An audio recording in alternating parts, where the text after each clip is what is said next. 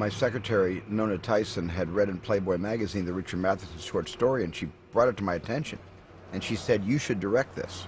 She said, "This is you. This is up your alley." And how she knew this, I don't know.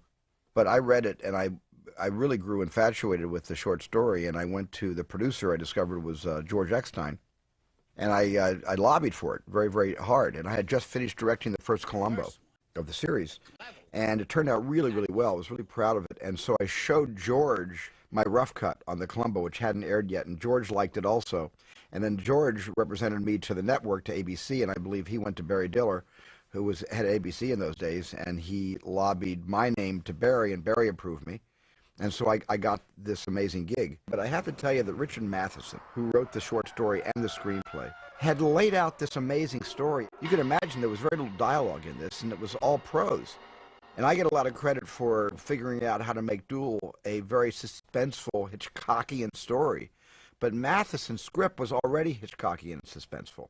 I presented the idea to a number of series on television, and they thought it was too limited. They said, no, there's just not enough there.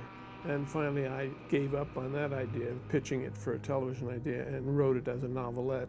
And it was published in Playboy. And then Universal picked it up, and I did the screenplay. I believe they had difficulty finding someone to play the part, so as I was told, they shut down the series McCloud so that Dennis Weaver could do it, and I thought he was perfect for the part. When I said I would do the movie, they sent me the script, and by the way, my agent said, they're going to send you the script, say yes before you even read it.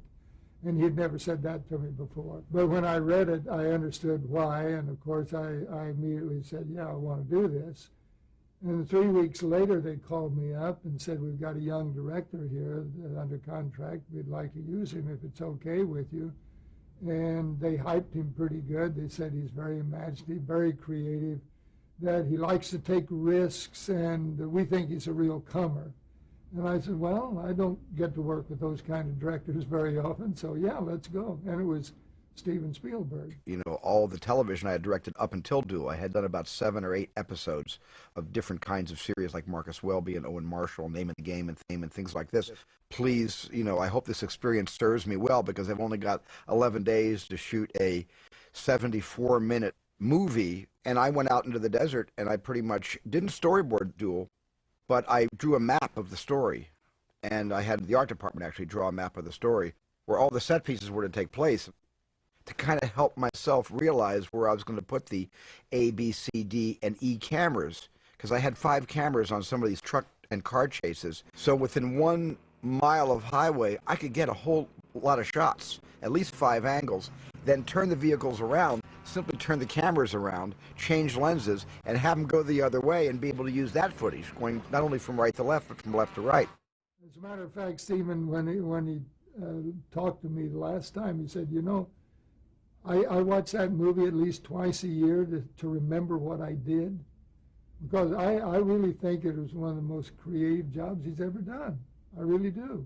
It was a simple theme, and he stuck to the theme, and he just enhanced the theme, and it was just good against evil. I mean, the truck represented evil, I represented the good, and it was just a basic premise that was extremely well executed. This was made for a 90-minute made-for-television movie. And when they saw, after it was shot, and they saw what they had, they said, we're going to release this worldwide, which they did. And it made a tremendous amount of money. But we didn't have enough film for a feature film to be released in theaters around the world. So what we had to do is we went back and added enough scenes to make 15 more minutes, and that made it long enough for a feature film. This nail-biting telemovie, Duel, took out a fistful of foreign awards and quickly led to Spielberg directing his first feature movie. I just think that people, when they go to a movie, shouldn't be given the entire meaning of the film in a nutshell. You want to leave people guessing? Not really guessing. They should come out satisfied that they've had an emotional experience and they've understood and liked all the people in the picture. But they should also go out of the movie thinking about the movie. Let the movie stick, to them like a musk. You know, you can't get it off with soap and water. It just is on you. When I first got my first assignment when I was 21, as I said before, I felt like I was an old man already. I felt like I was a veteran. I had made 25 little short films before I got my first break. And that gave me so much confidence. I think if I had been given, like today, a lot of young people are given features right away. Immediately, they make one short, or they write a script, and they're allowed to direct it, and they're in the industry like that.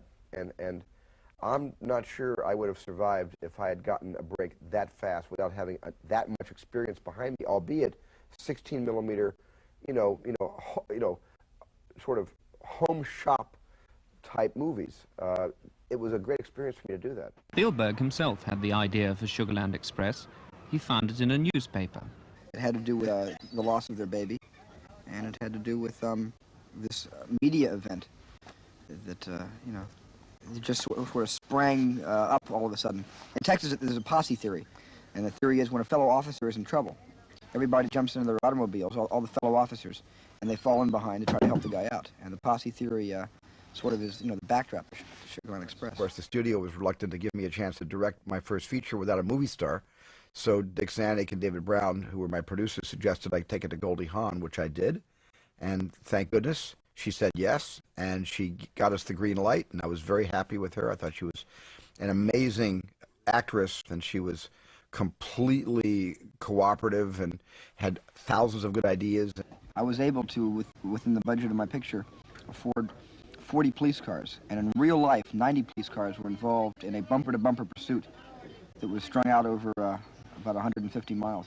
And then you had America's vision of their message that they were at least putting out there, that this was an errand of mercy, and America and the media turned them into folk heroes. It did not escape me that Billy Wilder had made one of my favorite movies of all time that I had ever seen, which was Ace in the Hole.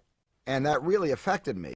And the whole, I guess, carnival atmosphere of a tragic situation and the capitalization of that and the sensationalizing of that. I went out and made this picture, which was didn't have the cynicism and the bully effect of Duel, but what it did have was it was about in a way, it was a little bit ahead of its time because it was about how easy it is to turn criminals into folk heroes. And of course, in the real story and in Sugarland, it ended tragically.